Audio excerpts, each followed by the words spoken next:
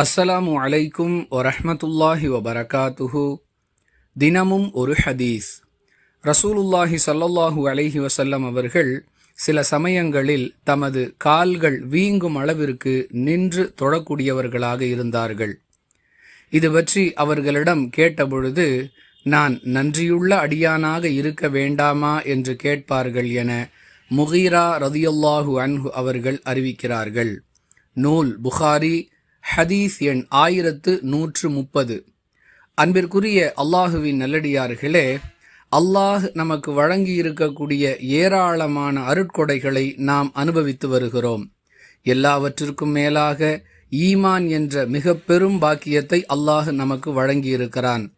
அல்லாஹுவால் வழங்கப்பட்ட அருட்கொடைகளுக்கு நாம் எவ்வளவுதான் நன்றி செலுத்தினாலும் அது போதுமானதாக இருக்காது.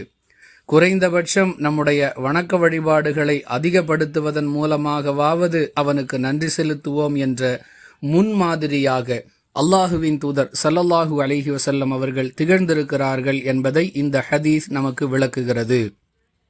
நபி வழியை பின்பற்றி நாமும் நம்மால் இயன்ற அளவிற்கு அல்லாஹுவுக்கு கட்டுப்பட்டு அவனுடைய தூதரை பின்பற்றி வாழ்வதன் மூலமாகவாவது அல்லாஹுவுக்கு நன்றி செலுத்த முயற்சிப்போம்.